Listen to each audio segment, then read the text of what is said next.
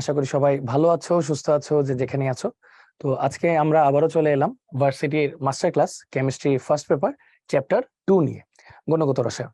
আজকে আমরা লেকচার 1 পড়বো। তার আগে আমরা একটু লেকচার প্ল্যানটা দেখে নিব যে এই চ্যাপ্টারে আমরা কি কি পড়বো। তো এই চ্যাপ্টারটা মোটামুটি আমাদের সবারই একটু একটু আইডিয়া আছে, বাট আমরা চেষ্টা করবো জিনিসটা যাতে আরো ভালো মতো পড়তে পারি ইনশাআল্লাহ। ওকে, তো দেখো এই চ্যাপ্টারের টাইপগুলো কি কি। প্রথম টাইপ হচ্ছে মৌল কণিকা, রাদারফোর্ড ও বোর পরমাণু মডেল। সেকেন্ড হচ্ছে আইসোটোপ, আইসোবার, আইসোটোন, আইসো ইলেকট্রন। থার্ড হচ্ছে ইলেকট্রন বিন্যাস, আউফবাউ, হুন, পলিবর্জন নীতি। ফোর্থ হচ্ছে অরবিট ও অরবিটাল এবং কোয়ান্টাম সংখ্যা। 5 হচ্ছে বর্ণালীমিতি, রিডবার্গ ধ্রুবক, ডি ব্রগলি সমীকরণ, শ্রোডিঞ্জার সমীকরণ। 6 হচ্ছে দ্রাব্যতা, দ্রাব্যতা গুণফল, আয়নিক গুণফল ও অদক্ষেপ। এবং 7 হচ্ছে শিখা পরীক্ষা, আয়ন শনাক্তকরণ। এগুলো আচ্ছা। তো এইবার আজকে আমরা যে টাইপটা পড়বো সেটা হচ্ছে টাইপ 1 এন্ড টাইপ 2। তাহলে টাইপ 1 এ আছে হচ্ছে মূল কণিকা, রাদারফোর্ড ও বোর পরমাণু মডেল, যেটা আমরা বললাম শুরুতে। এবং টাইপ 2 হচ্ছে আইসোটোপ, আইসোবার, আইসোটোন এবং আইসো ইলেকট্রন। তো আগে দেখে নিই এই প্রথম টাইপ থেকে কি কি ধরনের প্রশ্নগুলো এসেছে। তো সবাই একটু খেয়াল করো যে এমসিকিউ তে দেখো ঢাকা বিশ্ববিদ্যালয়ে ঠিক এই বছরই প্রশ্ন এসেছে, জিএসটি তেও ঠিক এই বছরই প্রশ্ন এসেছে, তারপর আগের বছরে এসেছে, রাজশাহী ইউনিভার্সিটিতেও কিন্তু এসেছে প্রশ্নগুলা। পাশাপাশি দেখো জাহাঙ্গীরনগরেও কিন্তু এই বছরই এসেছে এবং রিপিট। আচ্ছা, এবার দেখো জগন্নাথ বিশ্ববিদ্যালয় এসেছে এবং চিটাগাং বিশ্ববিদ্যালয় কিন্তু এই বছরই এসেছে। তো খেয়াল করে দেখো এই বছর কিন্তু 4টা বিশ্ববিদ্যালয়, নামি দামি একদম বড় বিশ্ববিদ্যালয়গুলোতে কিন্তু এই টপিক থেকে প্রশ্ন এসেছে, টপিক 1 আর কি। আচ্ছা, এছাড়াও ডিইউতে রিটেনে কিন্তু কোশ্চেনটা এসেছে। সো বুঝতেই পারতেছো এই টপিকের গুরুত্ব কিন্তু অনেক, এখানে অনেক বেশি কথাবার্তা আছে আর কি। সো চলো দেরি না করে শুরু করি। তো যেটা বলবো ফার্স্টে, যে পরমাণু যে কণিকাগুলো আছে সেই কণিকাগুলোকে আমরা সাধারণত 3টা ভাগে ভাগ করি। একটা হচ্ছে স্থায়ী মূল কণিকা বা ফান্ডামেন্টাল পার্টিকেল বলি যেটাকে, আর একটা হচ্ছে অস্থায়ী মূল কণিকা বা টেম্পোরারি, আর আরেকটা হচ্ছে কম্পোজিট কণিকা, কম্পোজিট পার্টিকেল। তো স্থায়ী মূল কণিকা নিয়ে আমরা একটু পরে অনেক পড়াশোনা করবো, সেটা হচ্ছে ইলেকট্রন, প্রোটন, নিউট্রন নিয়ে। অস্থায়ী মূল কণিকা হচ্ছে যেগুলো অস্থায়ীভাবে থাকে, সেটা হচ্ছে neutrino, anti neutrino, graviton, positron, positrino, meson, boson, pion, muon ইত্যাদি। আচ্ছা, কম্পোজিট কণিকা হচ্ছে 2 প্রকার। কি কি এদেরকে এই অবস্থায় পাওয়া যেতে পারে, কণিকা আকারেও পাওয়া যেতে পারে, সেটা হচ্ছে একটা হচ্ছে আলফা কণা, যেটা হচ্ছে দ্বি ধনাত্মক হিলিয়াম নিউক্লিয়াস। মানে হিলিয়ামটা আমার কি, হিলিয়াম যার পারমাণবিক সংখ্যা 2, ভর হচ্ছে 4। এখন তার ইলেকট্রন কিন্তু 2টাই, যে কটা প্রোটন সেই কটা ইলেকট্রন। এখন যদি আমি এটা থেকে 2টা ইলেকট্রন বাদ দিই, সেক্ষেত্রে কি হবে, হিলিয়াম 2+ হয়ে যাবে। তাহলে এই দ্বি ধনাত্মক হিলিয়াম নিউক্লিয়াসকে বলা হয় আলফা কণা। আরেকটা হচ্ছে ডিউটেরন কণা। ডিউটেরন কণা হচ্ছে হাইড্রোজেন যেটার ভর হচ্ছে 2, মানে একটা নিউট্রন আছে এবং প্লাস আর কি একটা ইলেকট্রন সরাই ফেলছে, এটাকে বলে ডিউটেরন কণা। এটাকে আবার D+ দিয়ে চিহ্নিত করা হয়, এটাকে D+ দিয়ে চিহ্নিত করা হয়, ঠিক আছে। আচ্ছা, তো দেখো ফার্স্ট কোশ্চেন, আলফা কণা হলো, বুঝতেই পারতেছো দ্বি ধনাত্মক হিলিয়াম নিউক্লিয়াসকে বলা হয় আলফা কণা। আচ্ছা, এরপর দেখো এখানে ইলেকট্রন, প্রোটন, নিউট্রন নিয়ে অনেকগুলো কথাবার্তা আছে। হ্যাঁ, তো চলো এই কথাবার্তা সলভ করার আগে আমরা কয়েকটা জিনিসপত্র একটু পড়াশোনা করি। আচ্ছা, এখানে একটা কথা একটু এডিশন করি, যেটা বলাটা একটু জরুরি। সেটা হচ্ছে যে খেয়াল করো এইখানে যেটা বললাম না, আসলে প্রোটন, রাদারফোর্ড, টেকনিক্যালি এটা এইভাবে হয়নি আসলে। হ্যাঁ, প্রোটনটা অ্যাকচুয়ালি আবিষ্কার করেছিলেন গোল্ডস্টেইন। প্রোটনটা অ্যাকচুয়ালি আবিষ্কার করেছিলেন হচ্ছেন গোল্ডস্টেইন। হ্যাঁ, আর রাদারফোর্ড যেটা আবিষ্কার করেছিলেন সেটাকে বলি আসলে নিউক্লিয়াস। তো এখানে প্রোটন বলতে অ্যাকচুয়ালি নিউক্লিয়াসকে বুঝাইছে। হ্যাঁ, কারণ উনি আসলে নিউক্লিয়াসের অস্তিত্বটা নিয়ে কথা বলছিলেন, আর প্রোটনটাকে নিয়ে স্পেসিফিক্যালি কথা বলছিলেন হচ্ছে গোল্ডস্টেইন। যাই হোক, এটা পরবর্তীতে ধাপে এগুলো আস্তে আস্তে এডিট করে আসছে। বাট এই কথাটা যাতে আমরা না ভুলি আর কি, যেহেতু আস্তে আস্তে বইগুলো এডিটেড হয়েছে, বইগুলো যেহেতু আস্তে আস্তে নতুন আপডেট আসছে। আগে যেমন আমরা শুধু পড়তাম যে রাদারফোর্ড প্রোটনের আবিষ্কার করেছেন, বাট ব্যাপারটা হচ্ছে প্রোটনের অ্যাকচুয়ালি ফার্স্ট ইনিশিয়েটর হচ্ছেন গোল্ডস্টেইন। এবং রাদারফোর্ড কিন্তু প্রোটন নিয়ে না, এক্স্যাক্টলি নিউক্লিয়াস নিয়ে কাজ করেছেন এবং নিউক্লিয়াসের কথাটা উনি ব্যক্ত করেছিলেন। ঠিক আছে, এইটা যাতে আমরা মানে এইটা যেন আমাদের মনে থাকে সবার। হ্যাঁ, ওকে। তাহলে এই যে এখানে যা যা বলছে এটা হচ্ছে একটা সামারি,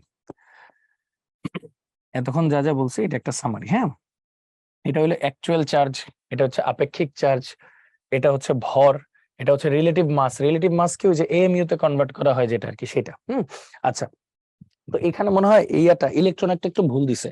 তাহলে ইলেকট্রন একটা আমি একটু বের করে ফেলি ফাঁকে। হ্যাঁ, তাহলে 9.11 into 10⁻31 divided by 1.6605 into 10⁻27 KG. হ্যাঁ, তাহলে এটা আসে হচ্ছে 5.48। তাহলে 5.48 into 10⁻⁴, তাহলে 1 2 3 4, তাহলে 0.9 0.0005, হ্যাঁ 0.0005, তাহলে হচ্ছে 4টা ঘর আসবে। হ্যাঁ এটা হবে আমাদের অ্যান্সার। হ্যাঁ 0.0005 এইভাবে একটু মানে হিসাবটা তোমাদের ইজিয়ার করার জন্য আর কি জিনিসটা ক্যালকুলেট করে দিলাম। আচ্ছা এরপর ওই তো এটা নিয়ে অলরেডি কথা বলে ফেলছি যে একটা পরমাণুর মূল কণিকা যেটাকে বলি স্থায়ী মূল কণিকা, হ্যাঁ তো পার্মানেন্ট ফান্ডামেন্টাল পার্টিকেল। তো এটা কে কে আছে, এটা হচ্ছে ইলেকট্রন প্রোটন নিউট্রন, যার মধ্যে প্রোটন আর নিউট্রন নিউক্লিয়াসও থাকে, এজন্য এদেরকে ইন্ডিভিজুয়ালি নিউক্লিয়ন বলা হয়। তো এগুলো মোটামুটি আমরা দেখছি।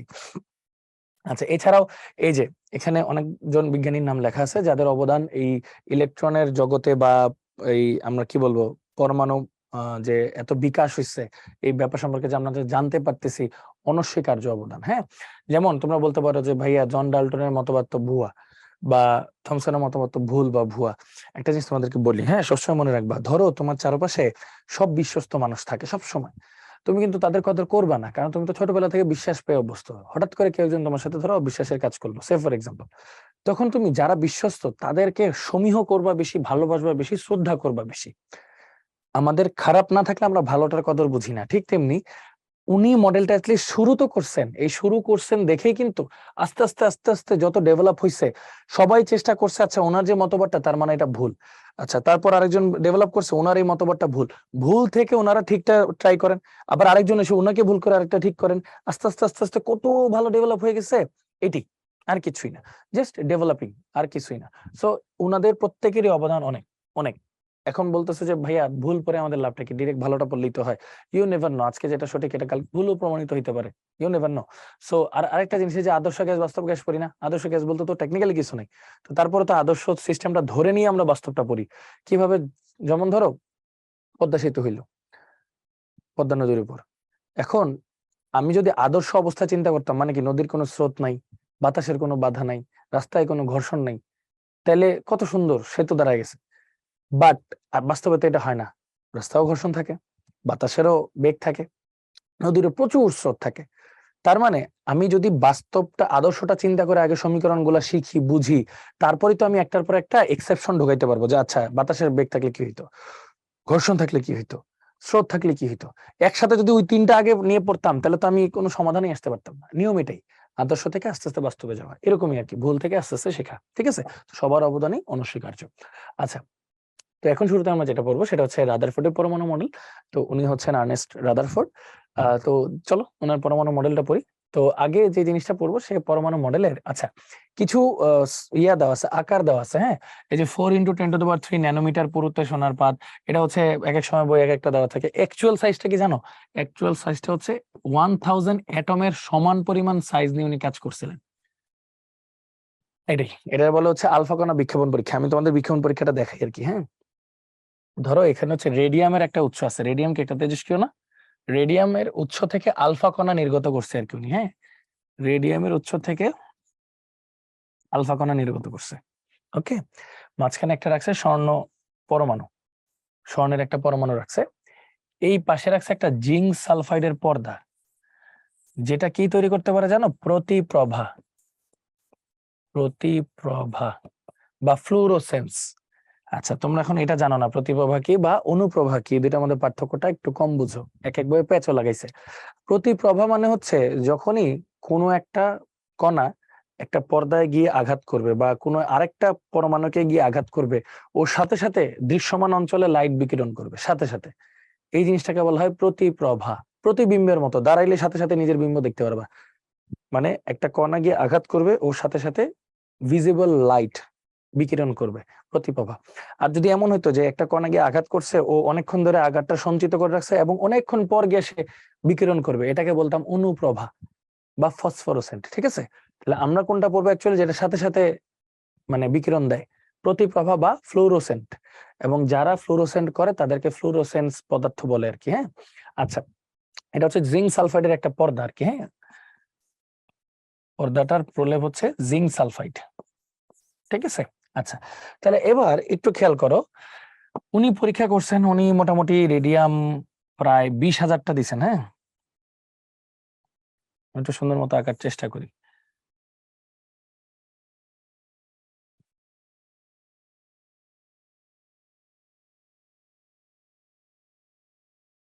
একটু সময় নিচ্ছি, তোমরা একটু দেখো।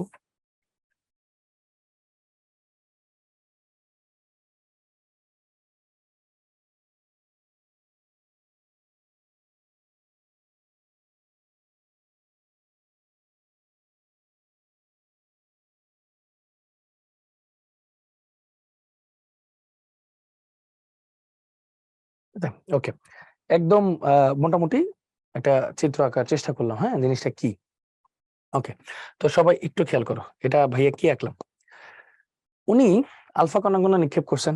এখন রেডিয়াম একটা উৎস আর কি, হ্যাঁ, তেজস্ক্রিয় পদার্থ। আলফা কণাটা কি? আলফা কণাটা হচ্ছে এটা দ্বিধনাত্মক হিলিয়াম নিউক্লিয়াস। টেকনিক্যালি আলফার ভর কিন্তু অনেক, 4। আবার দ্বিধনাত্মক মানে ও পজিটিভ, তার মানে এখানে একটা কথা লিখতে পারি, ও কিন্তু ভারী, প্লাস চার্জ হচ্ছে পজিটিভ মানে ধনাত্মক, ভারী ও ধনাত্মক, ঠিক আছে। এখন এখানে কি কি কেস হইতে পারে, ঠিক আছে, একটা মিনিট তোমরা একটু চিন্তা করো, ভাই বলতেছি।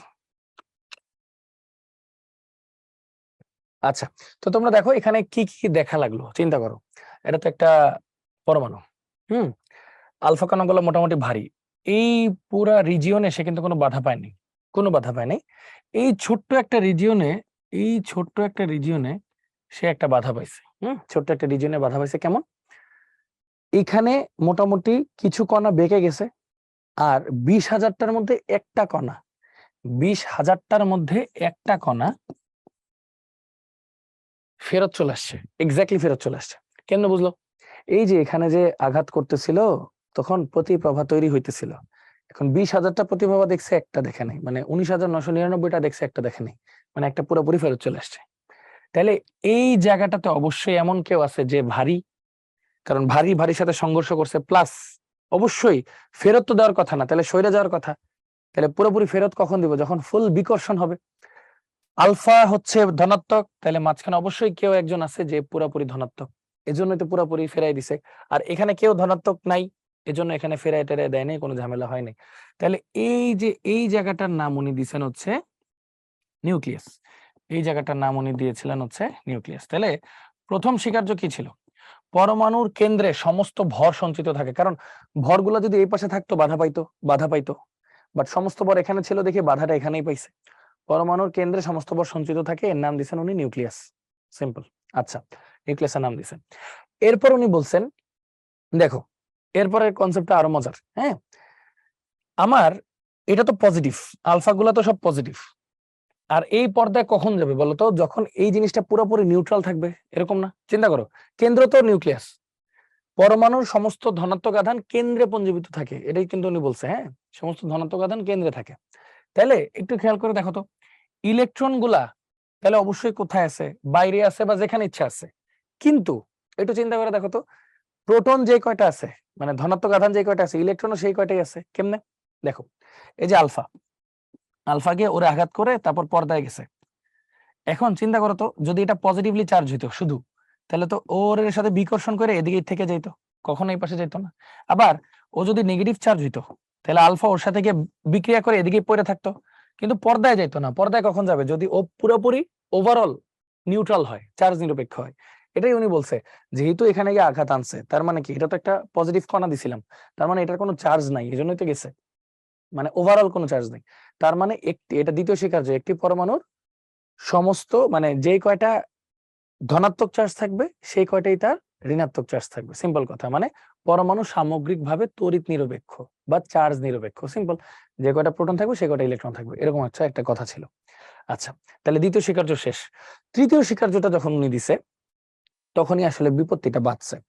তৃতীয় স্বীকার্যটা দিছে হচ্ছে অনেকটা এরকম যে আহ সৌরজগতে, সৌরজগতে আমি তোমাদেরকে একটা জিনিস বুঝাই, এই যে এই পৃষ্ঠাতেই বুঝাই ধরো, হ্যাঁ, সৌরজগতে এই যে সূর্য, সূর্যের চারদিকে যেমনে গ্রহগুলা ঘোরে, উনি বলছে নিউক্লিয়াসকে কেন্দ্র করে ইলেকট্রন গুলাও নাকি সেইভাবেই ঘোরে। এই ঘূর্ণায়মানের সময় ইলেকট্রন আর প্রোটনের মধ্যে স্থির বৈদ্যুতিক আকর্ষণ বল, এটা কি বুঝো? কারণ প্রোটন তো ইলেকট্রনকে নিজের দিকে টানবে, তাই না? নিজের দিকে টানবে, তার মানে এটা কেন্দ্রমুখী বল। আর কোন একটা জিনিসকে ঘোরাও, তুমি আজকে এক্ষুনি একটা হেডফোন নাও, আশেপাশে কি আমার কোনো হেডফোন আছে? নাই। তুমি একটা হেডফোন নাও, হেডফোন নিয়ে যদি হাতটা ছেড়ে দাও, দেখবা মানে হেডফোনের মাথাটা অন্যদিকে চলে গেছে, তোমার হাতের দিকে কিন্তু আসবে না। ধরো তোমার হাতটা হলো কেন্দ্র, এমনি এমনি করে ঘুরাইতেছো তুমি, ঠিক আছে, এমনি এমনি করে ঘুরাইতেছো। সে ফর এক্সাম্পল দ্বারা আমি তোমাদেরকে একটা ইয়ে দিয়ে দেখাই। হম, হ্যাঁ, এই যে দেখো, সে ফর এক্সাম্পল এই যে এটা আমার কেন্দ্র, এটা আমার ইলেকট্রন, আমি হচ্ছে এই জিনিসটাকে ঘোরাচ্ছি, ঘোরাচ্ছি। আমি যদি ও চাইতেছে কি, আমার আঙ্গুল চাইতেছে কি ইলেকট্রনটা যাতে আমার কাছে চলে আসুক, মানে আমার প্রোটনটা চাইতেছে ইলেকট্রনটা প্রোটনের দিকে চলে আসুক, তার মানে এটাকে বলা হয় স্থির বৈদ্যুতিক আকর্ষণ বল, মানে কেন্দ্রমুখী বল। আর এ চাইতেছে কি ইলেকট্রনটা বাইরে চলে যেতে, এই যে দেখো কেন বাইরে চলে যেতে, আমি যদি একটু ছাড়ি দেখো লাফ দিয়ে চলে যাচ্ছে, আমি যদি একটু ছাড়ি লাফ দিয়ে চলে যাচ্ছে, মানে ইলেকট্রন সবসময় চায় কেন্দ্র বিমুখী যেতে। তাহলে এই দুইটা বল সমান হওয়ার কারণেই তো কি হয়েছে বলতো, একটা কক্ষপথে ঘুরতেছে। উনি বলছে এইটার কেন্দ্রমুখী বল আর ও যে বাইরের দিকে যাইতে চাইতেছে কেন্দ্র বিমুখী বল পরস্পর সমান, এজন্যই ঘুরতেছে আর কি, এই কথাটা উনি বলছে। তাহলে ওনার কিন্তু মোটামুটি এখানে দুইটা রেড ফ্ল্যাগ চলে আসছে। কি কি রেড ফ্ল্যাগ চলে আসছে ওটা একটু পরে দেখতেছি। আগে আরেকটা বিষয়, আরেকটা জিনিস হচ্ছে এই পুরা পরমাণুর তুলনায় এটা কিন্তু অত্যন্ত নগণ্য। কিভাবে? 20,000টার মধ্যে একটা ফেরত আসছে, তার মানে এটা যদি 20,000 ভাগ করো একটা পরমাণুকে, এটা মাত্র 1 ভাগ। তো মানে অনেক ছোট জায়গা না, এরকম আর কি। তো এরকম কয়েকটা শিকার্য, এগুলো তো তোমরা বাচ্চাকালেও পড়ছো। জিনিসটা দেখো, এই যে পরমাণু অধিকাংশ অংশ ফাঁকা, পরমাণু নিউক্লিয়াসে ধনাত্মক চার্জের পরিমাণ মৌলের পারমাণবিক সংখ্যা সমান, পরমাণুর কেন্দ্রে সমস্ত ভর কেন্দ্রীভূত থাকে, পরমাণুর আকার অনেক ছোট। আচ্ছা, পরমাণুর কেন্দ্রে তার সমস্ত ভর ও পজিটিভ চার্জ পুঞ্জীভূত থাকে, এটাকে কি বলে? নিউক্লিয়াস। পরমাণু কেন্দ্রে সমস্ত ভর ও পজিটিভ চার্জ পুঞ্জীভূত থাকে, এটাকে বলা হয় নিউক্লিয়াস। 1 অ্যাংস্ট্রম সমান কত? আচ্ছা, এটা একটা ইউনিট। 1 অ্যাংস্ট্রম সমান হচ্ছে 10⁻⁻10 মিটার, আর 10⁻7 আর্গ হচ্ছে, এটা একটা একক আর কি, 1 জুল। ঠিক আছে, এই তাহলে এটার অ্যান্সার কি হবে? 10⁻10 মিটার, -10 মিটার, এই।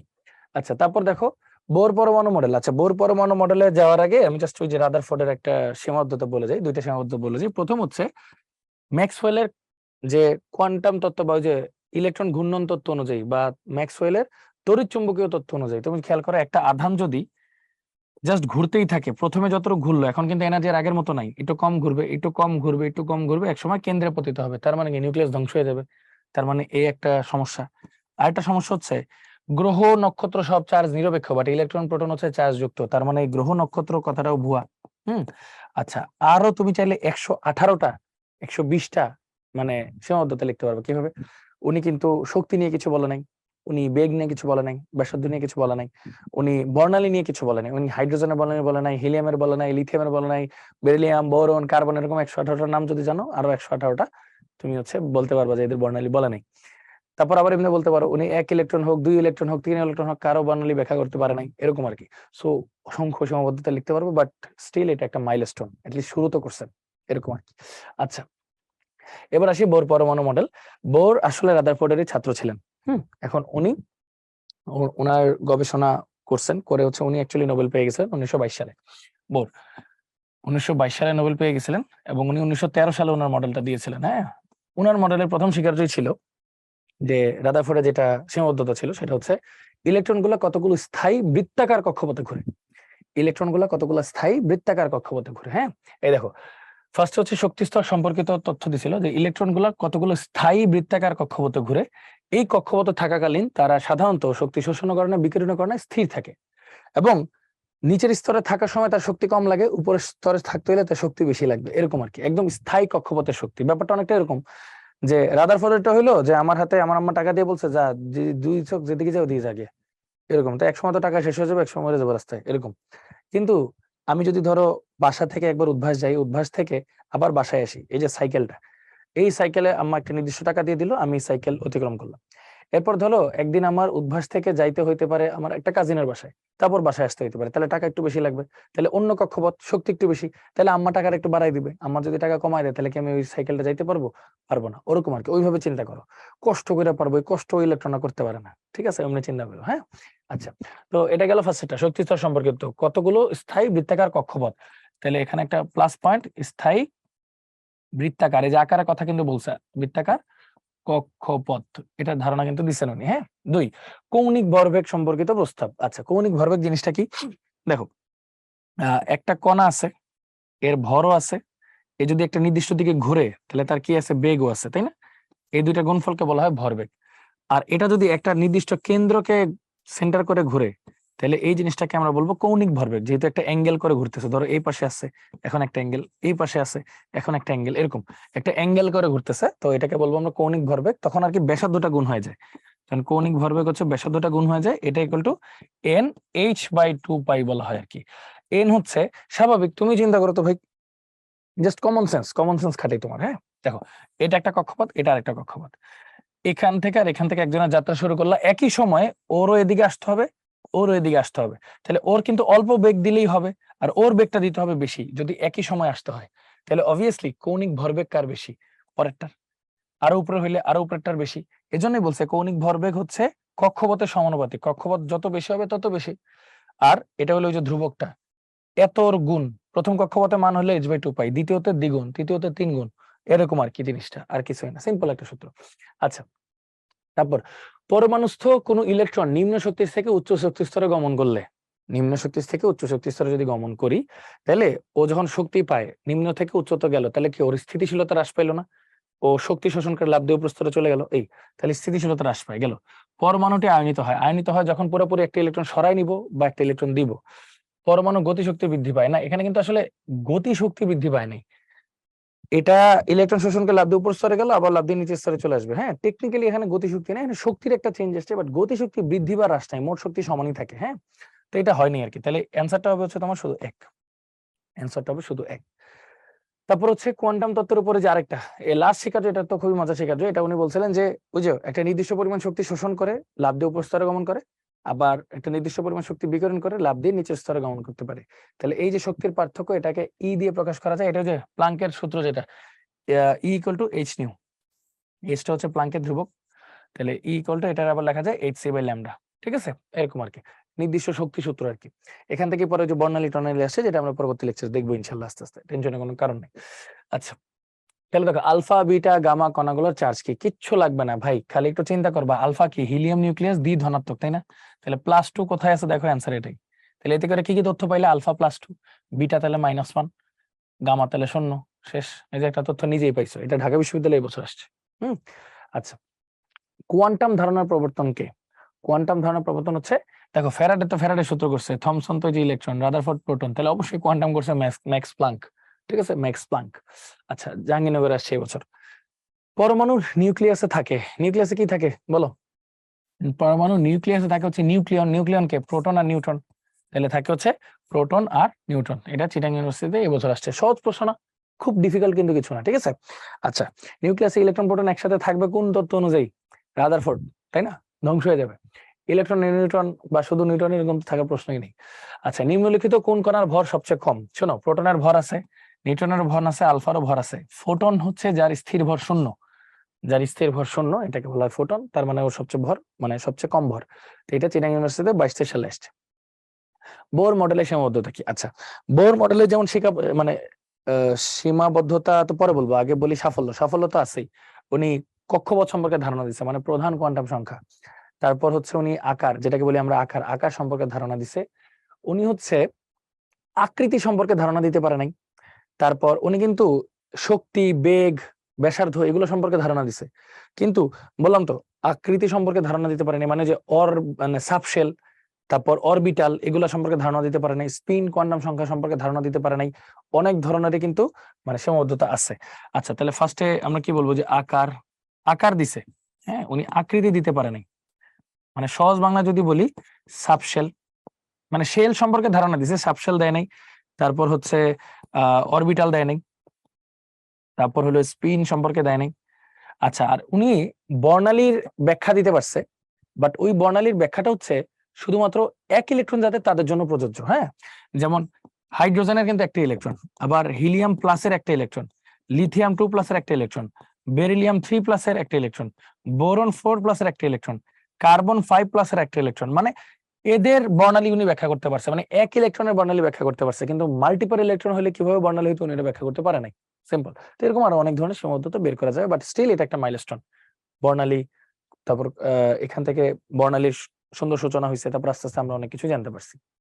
আচ্ছা, বোর মডেলের দুটি সীমাবদ্ধতা লেখো, এই যে ঢাকা বিশ্ববিদ্যালয়ের প্রশ্ন। তাহলে ওই তো 1 নম্বরে তুমি হচ্ছে ওই যে এক ইলেকট্রন ব্যাখ্যা দিতে পারলেও, ব্যাখ্যা দিতে পারলেও একাধিক পারে না, তাই না? একাধিক পারে না। আচ্ছা, 2 কি? ওই তোমার অনেক কিছুই তো বলতে পারো, যে আকৃতি বলে নাই, আকৃতি, সাবশেল, অরবিটাল বলে নাই। হ্যাঁ, এই। আচ্ছা, দুটি সীমাবদ্ধতার জায়গায় অনেকগুলো লিখে দিচ্ছি। তারপর বিকল্প পদ্ধতিতে শক্তি, বেগ ও ব্যাসার্ধ নির্ণয় সংক্রান্ত, এটা হচ্ছে যার যার কাছে ইজিয়ার লাগে আর কি। হ্যাঁ, যেমন শক্তি সম্পর্কে অনেক ধরনের তথ্য আছে, যেমন EN যেটা, হ্যাঁ এখন প্রথম স্তরে ইলেকট্রনের শক্তি কিন্তু -13.6 ইলেকট্রন ভোল্ট। 1 ইলেকট্রন ভোল্ট মানে কিন্তু 1.6 ইন্টু 10⁻⁻19 জুল আর কি, বুঝছো, ইলেকট্রনের হিসাবে আর কি। তো এটা হলো 1 নাম্বার স্তরের শক্তি, হাইড্রোজেনের জন্য বলতেছি। তাহলে N নাম্বার স্তরের জন্য কি হবে দেখো তো, EN equal to -13.6 into -13.6 divide by N square. ঠিক আছে, N স্কোয়ার, এই জিনিসটা এইভাবে তুমি একটু হিসাব করতে পারো। দেখো সূত্রটা একটু খেয়াল করো, তাহলেই বুঝবা। দেখো তাহলে সূত্রটা আমরা কি বুঝতেছি, দেখো E1N1 square equal to E2N2 square. তাহলে শুধু E2 আমরা কেমনে বের করতে পারবো, E2 আমরা বের করতে পারবো হচ্ছে E1N1 square divide by N2 square. এখন যদি প্রথম কক্ষপথের শক্তি তো আমরা জানি -13.6 ইলেকট্রন ভোল্ট, তাহলে N2 স্কোয়ার মানে এরপরে কক্ষপথটা বের করতে পারবো ইজিলি। এইভাবে এই সূত্রগুলো একটু দেখে নিতে পারো। প্লাস এই যে কক্ষপথের ব্যাসার্ধ RNটাকে এভাবে লেখা যায় N square into 0.53 angstrom. 0.53 angstrom, এটা কার জন্য জানো? এটা হচ্ছে হাইড্রোজেনের প্রথম কক্ষপথের ব্যাসার্ধ এটা। তাহলে N তম কক্ষপথের ব্যাসার্ধ কত, এইভাবে বের করা যায়। ঠিক আছে, এই আর কি, এইগুলোই ম্যাক্সিমাম টাইমে আসে। আচ্ছা, তাহলে এটা একটু চিন্তা করো তো কত হবে, তোমরা সবাই একটু চিন্তা করো 1 মিনিট।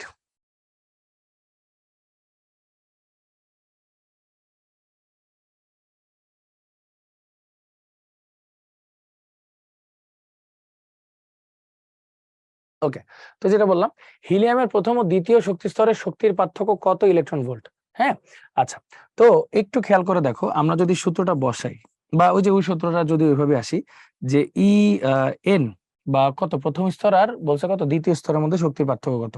তো দেখো E1 আমরা কি বলতে পারি, -13.6 হাইড্রোজেনের জন্য ছিল। তো হাইড্রোজেনের জেড এর ভ্যালু তো 1, তো দেখো জেড স্কোয়ার বাই N এর ভ্যালু তো 1 স্কোয়ার, এভাবে লেখা যায় আর কি। হ্যাঁ, তো সূত্রটা একটু তোমাদেরকে বুঝাই, দেখা যায় এভাবে EN ইকুয়াল টু -13.6 ইলেকট্রন ভোল্টে Z square by N square. তাহলে প্রথম আর দ্বিতীয় শক্তি স্তর হিলিয়ামের বলছে, হিলিয়ামের জেড এর মান কিন্তু 2। তাহলে দেখো E1 - 2, তাহলে E2 - E1 ইকুয়াল টু কি লেখা যায়, -13.6 into Z square by N2 square minus Z square by N1 square. হ্যাঁ, এইভাবে লেখা যায়। তাহলে চলো একটু হিসাবটা করি, -13.6 ইন্টু জেড এর ভ্যালুটা কত হচ্ছে হিলিয়ামের জন্য, তোমার হচ্ছে 2, তাই না? তাহলে 2 দুগুণে আসতেছে 4 ইন্টু এটা 1 বাই এটা 2 আর 1, তাহলে 1/1 মানে তো 1ই। আর 1/4, তাহলে একটু চিন্তা করো তো 1/4 - 1, তাহলে একটু উল্টায় দেই, তাহলে এটা আসবে 3/4 ইন্টু 4 ইন্টু 13.6, ওই যে মাইনাসে মাইনাসে কাটা চলে যাবে। তাহলে কত আসতেছে দেখো তো, 4 4 কাটা 3 13 39, 3 4 12, তাহলে 39, তার মানে এরকম আসতেছে 39 আর 1.2, তাহলে আলটিমেটলি 40.2 এরকম কিছু একটা আসে। সরি, 3 6 18, তাহলে 40.8, মানে আমার ক্যালকুলেশন এগুলো আর কি। হ্যাঁ, তোমরা এখন শর্টকাটে কিভাবে ক্যালকুলেশন করবা, কিছুই করা লাগবে না। দেখো 3 × 13, 3 13 কত 39 না, মানে 40-এর কাছাকাছি একটা ভ্যালু আসবে। দেখো 40-এর কাছাকাছি ভ্যালু কোনটা আছে, সি, শেষ হয়ে গেল, কিছু করা লাগলো না। হ্যাঁ, আচ্ছা, তারপর দেখো বোরের তত্ত্ব অনুসারে হাইড্রোজেনের দ্বিতীয় শক্তি স্তরের ব্যাসার্ধ ও শক্তি যথাক্রমে, হাইড্রোজেনের দ্বিতীয় শক্তি স্তরের ব্যাসার্ধ, আগে ব্যাসার্ধটা বের করি। Rn ইকুয়াল টু কি বলছিলাম, N স্কয়ার ইনটু 0.53 অ্যাংস্ট্রম। হ্যাঁ, আচ্ছা, খেয়াল করো ভাইয়া, দ্বিতীয় শক্তি স্তর বলছে না, তাহলে 2 দুগুণে 4 ইনটু 0.53 অ্যাংস্ট্রম, তাহলে 4 5 20 মানে 2 সামথিং অ্যাংস্ট্রম হবে। মানে জিনিসটাকে যে এভাবেও কিন্তু লেখা যায় যে 2 সামথিং অ্যাংস্ট্রম, তাই না? 3 4 12, 2 হাত থেকে 1, 4 5 20 আর 1 21। হ্যাঁ, তাহলে 2.12 অ্যাংস্ট্রম, এরকম কি আছে? 2.12 অ্যাংস্ট্রম আছে কিন্তু, এটা একটা আছে, আর এই যে 4 ইনটু এটাও আছে, দুইটাই কিন্তু আমার অ্যাকচুয়ালি অপশনে আছে। হ্যাঁ, দুইটাই অপশনে আছে। এরপর আর্গে নিতে হবে, আর্গটা কিভাবে নিব, বলছে কি যে দ্বিতীয় শক্তি স্তরের শক্তি যদি আমরা বের করতে চাই। আচ্ছা ঠিক আছে, তাহলে প্রথম শক্তি স্তরের শক্তি কত, দ্বিতীয় শক্তি স্তরের শক্তি, তাহলে EN ইকুয়াল টু -13.6, বা ওই যে এটা তো ইলেকট্রন ভোল্টে না, এটা তো আর্গে আছে, তাহলে জুলেরটা নিয়ে যাই। হ্যাঁ, জুলে নিলে এরকম আসে -2.18 into 10⁻⁻18 joule divide by N square. এখন এন স্কোয়ার মানে এখানে আসলে কত বলছে, দ্বিতীয় শক্তি স্তর, তাহলে 2 স্কোয়ার, তাহলে -2.18 ইন্টু 10⁻18 ডিভাইড বাই 4।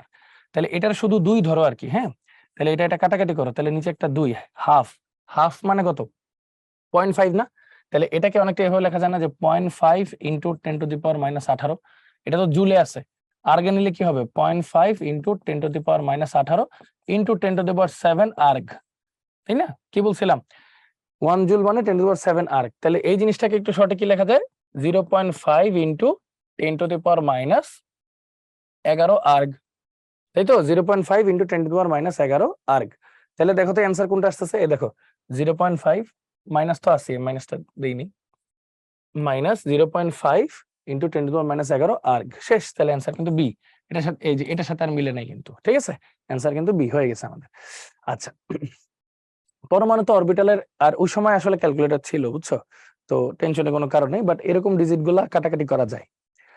পরমাণুর অরবিটালের ধারণা পাওয়া যায় কোনটি থেকে, দেখো বোর থেকে অরবিটের ধারণা পাওয়া যায়, প্রধান কক্ষপথ।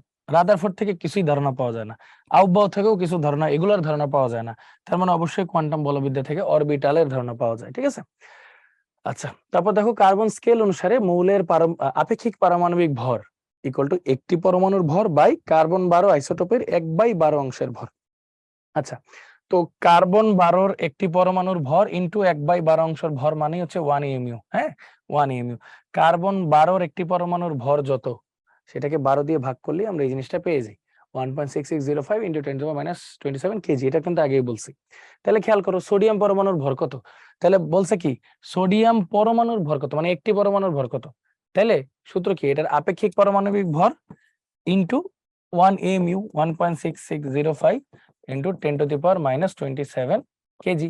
যেহেতু এটা গ্রামে আছে তাহলে 27 না দিয়ে 24 দিই, 24 গ্রাম। আচ্ছা, তাহলে একটু খেয়াল করো তো 23-এর সাথে 1.6 গুণ অবস্থায় আছে, তাই না, এটার 1.5 ধরো, একটু 1.5 গুণ করো, 1.5 গুণ, তার মানে কি 1 গুণ করলে এটা 23 থাকবে, প্লাস আবার হাফ গুণ করলে মোটামুটি 24 না, মানে 12, 23-এর অর্ধেক কত, ধরো 12, তাহলে টোটাল কত আসতেছে 35 সামথিং, ঠিক আছে, 35 সামথিং ইন্টু 10⁻24, হ্যাঁ, আর একটু বেশি আসবে, 1.5 তো ধরছি, 1.6 না, আর একটু বেশি আসবে উত্তর, আর কি 35-এর বেশি, তার মানে অ্যান্সার কিন্তু এটা হয়, দেখো 3.82 ইন্টু 10⁻23, কিভাবে, এই যে এটার যদি 3.5 ধরি ইন্টু 10⁻23 আসে, ঠিক তেমনি ওইভাবে আর কি, যেহেতু আমি 1.5 দিয়ে করছি কিন্তু এটা তো 1.66 একটু বেশি, তাহলে 3.5 এর একটু বেশি, তাহলে 3.82 হবে অ্যান্সার, শেষ।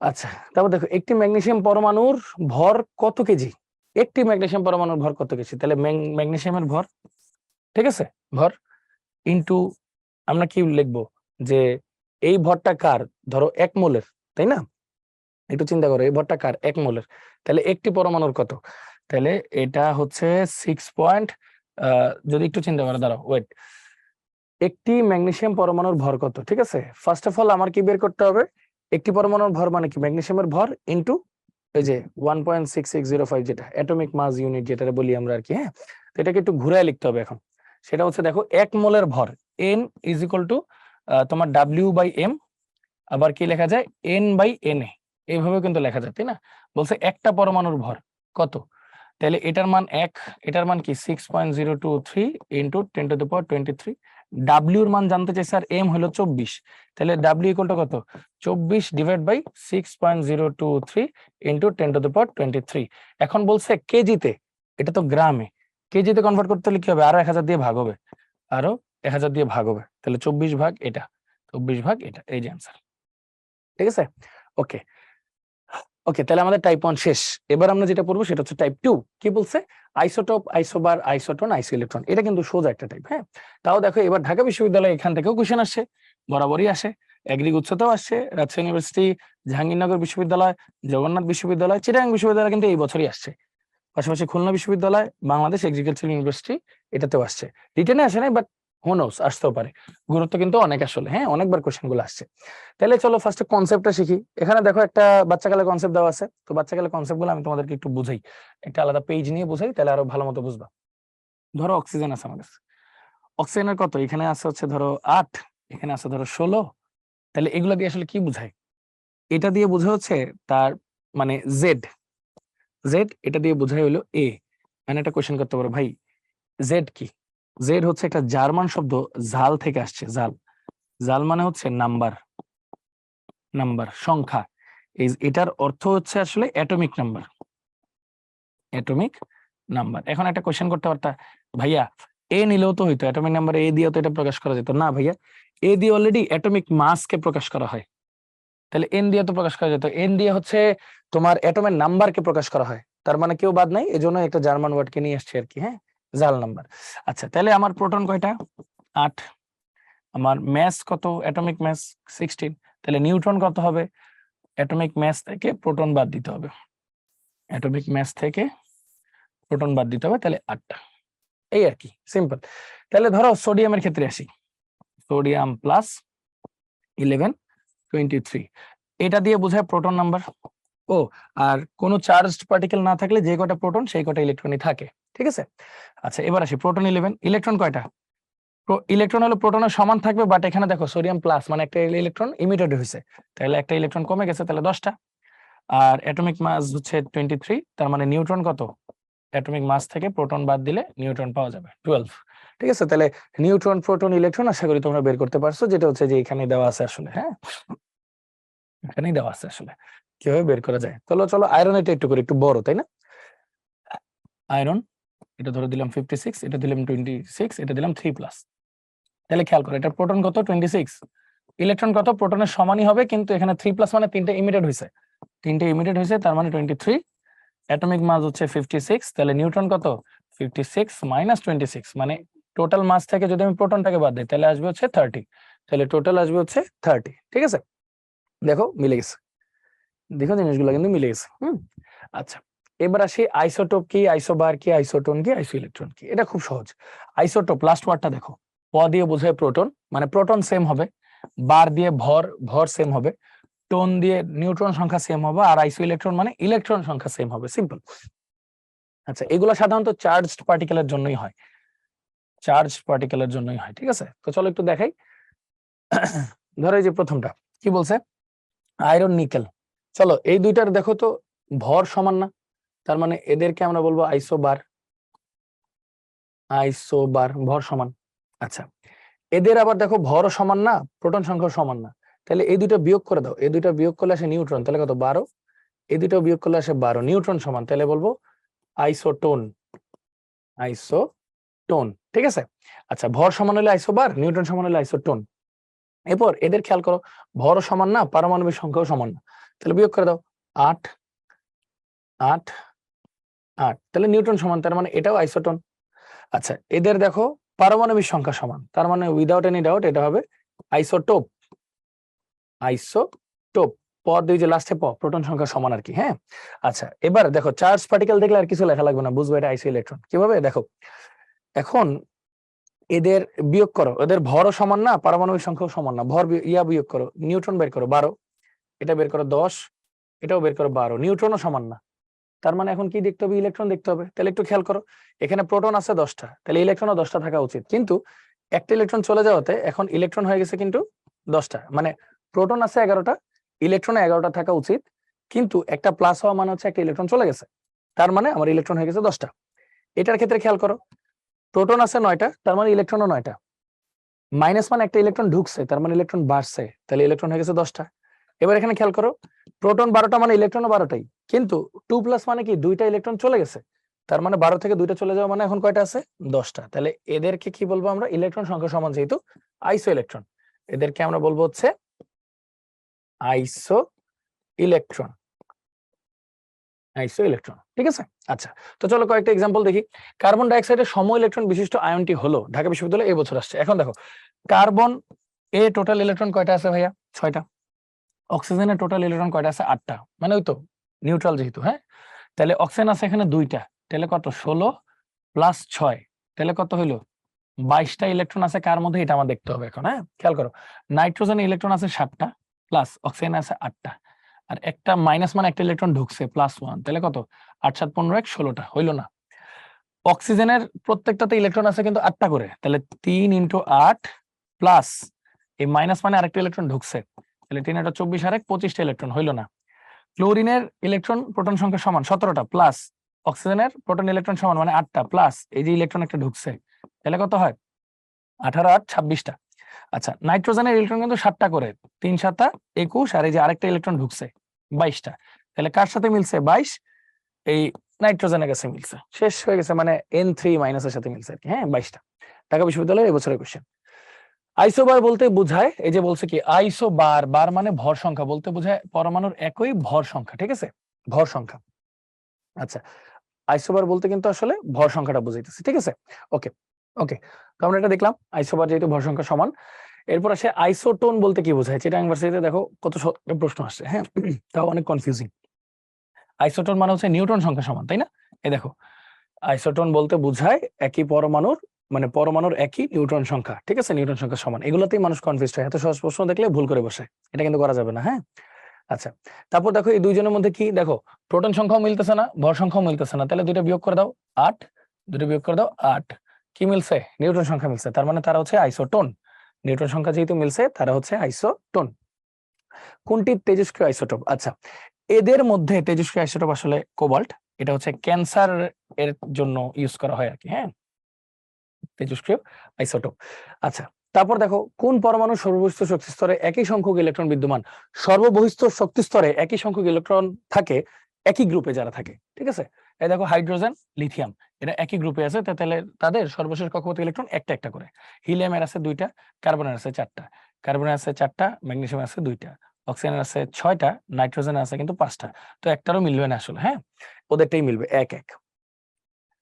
আচ্ছা তারপর দেখো হাইড্রোজেন আর হিলিয়াম পরস্পরের কি আসলে, পারমাণবিক সংখ্যাও মিলে না, ভর সংখ্যাও মিলে না, এই দুইটার বিয়োগফল 2, এই দুইটার বিয়োগফল 2, তাহলে আইসোটোন, ঠিক আছে, আইসোটোন মানে নিউট্রন সংখ্যা সমান, আইসোটোন। আচ্ছা কোন পরমাণু বা আয়নে ইলেকট্রন ও নিউট্রনের সংখ্যা সমান? ইলেকট্রন এবং নিউট্রনের সংখ্যা সমান, খেয়াল করো এটাতে আমি সবগুলো আসলে ইলেকট্রন আর নিউট্রন সংখ্যাটা বের করি, চলো সবারটা। হ্যাঁ ওকে, সবারটা বের করি। দেখো এখানে প্রোটন যে কয়টা, ইলেকট্রন সে কয়টা, নিউট্রন হচ্ছে 2টা, বিয়োগফল 5, সমান না, বাদ। এখানে প্রোটন যে কয়টা, ইলেকট্রন সে কয়টা, 9টা, তাহলে নিউট্রন কিন্তু 10টা, হইলো না।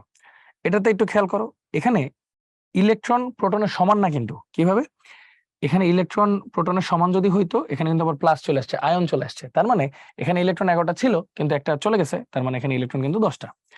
প্রোটন আর নিউট্রন কয়টা, 2টার বিয়োগফল মানে 12টা, এটাও হইলো না, তাহলে অ্যান্সার তো ডি। কিভাবে, দেখো এখানে প্রোটন 8টা, তাহলে ইলেকট্রনই 8টা হওয়ার কথা, বাট 2টা আরো ঢুকছে, তাহলে 10টা ইলেকট্রন। আচ্ছা আবার 18 থেকে 8 বিয়োগ দিলে 10টা নিউট্রন, তো আলটিমেটলি এটা হচ্ছে নিউট্রন সংখ্যা এবং ইলেকট্রন সংখ্যা সমান। ওকে, তারপর বলছে এক অণু সোডিয়াম অ্যালুমিনিয়াম টেট্রা হাইড্রোক্সাইড এর মধ্যে বিদ্যমান নিউট্রনের সংখ্যা কত?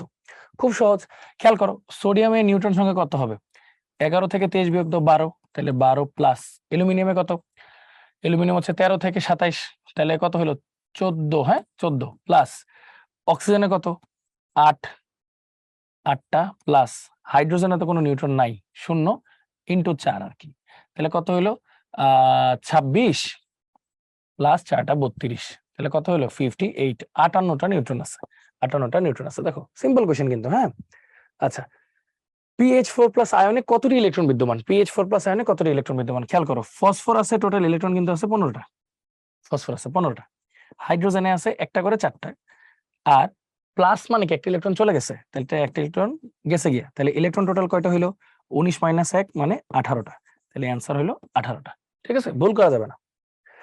আচ্ছা তাহলে এই তো, তাহলে আজকের লেকচার কিন্তু আমাদের এখানেই শেষ। তাহলে আজকে আমরা কি কি বললাম, আমরা কিন্তু পরমাণুর যেসব ইম্পর্টেন্ট মডেলগুলো আছে, একটা রাদারফোর্ড মডেল, একটা বোর মডেল, এগুলো পড়লাম, আইসোটোপ, আইসোবার, আইসোটোন, আইসো ইলেকট্রন, এসবগুলো পড়লাম।